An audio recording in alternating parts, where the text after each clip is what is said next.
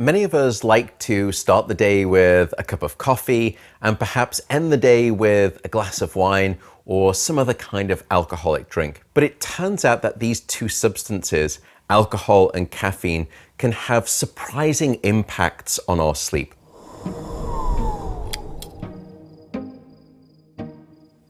Let's start with caffeine. Caffeine is in a class of drugs that we call the psychoactive stimulants. And everyone knows that caffeine can make them more alert, it can wake them up. But there are at least two additional hidden features of caffeine that some people may not be aware of. The first is the duration of action of caffeine. Caffeine for the average adult will have what we call a half-life of about 5 to 6 hours. What that means is that after about 5 to 6 hours, 50% of that caffeine that you had is still circulating in your system. What that also means is that caffeine has a quarter life of about 10 to 12 hours. In other words, let's say that you have a cup of coffee at 2 p.m. in the evening. It could be that almost a quarter of that caffeine is still swirling around in your brain at midnight. And as a result, it can make it harder for an individual to fall asleep or even stay asleep soundly throughout the night. So that's the first feature of caffeine. The second issue with caffeine is that it can change the quality of your sleep. Now, some people will tell me that I'm one of those individuals who can have an espresso with dinner and I fall asleep fine and I can stay asleep.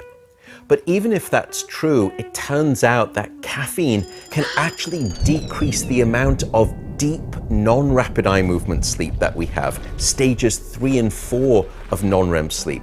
That's that sort of restorative deep sleep. And as a consequence, you can wake up the next morning and you don't feel refreshed, you don't feel restored by your sleep. But you don't remember waking up, you don't remember struggling to fall asleep, so you don't make the connection. But nevertheless, you may then find yourself reaching for 2 cups of coffee in the morning to wake up rather than 1. So that's caffeine, but now let's move on to alcohol. Because alcohol is perhaps one of the most misunderstood sleep aids out there. In fact, it's anything but a sleep aid. And it can be problematic for your sleep in at least 3 different ways. First, alcohol is in a class of drugs that we call the sedatives. But sedation is not sleep. And studies teach us that those two things are really quite different. Sedation is a case where we're simply switching off the firing of the brain cells, particularly in the cortex. And that's not natural sleep.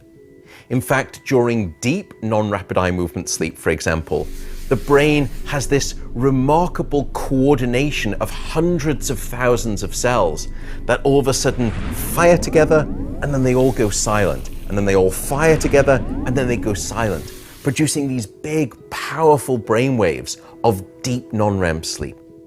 And so that's the first way in which alcohol can be problematic. We're mistaking sedation for deep sleep.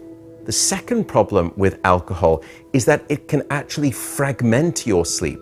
Alcohol can actually trigger and activate during sleep what we call the fight or flight branch of the nervous system, which will therefore wake you up more frequently throughout the night.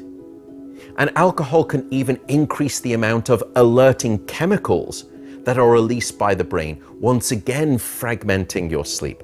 The third and final issue with alcohol and sleep is that alcohol can actually block your rapid eye movement sleep or your dream sleep. And as we'll learn in subsequent episodes, REM sleep or rapid eye movement sleep, dream sleep, provides a collection of benefits, things such as your emotional and mental health, even creativity. Now, I'm not here to tell anyone how to live. I don't want to be puritanical. I'm just a scientist. What I want to try and do is provide you with the information about the relationship between caffeine and alcohol on your sleep. So then you can make an informed choice as to how best you want to live your life when you're trying to prioritize your sleep health.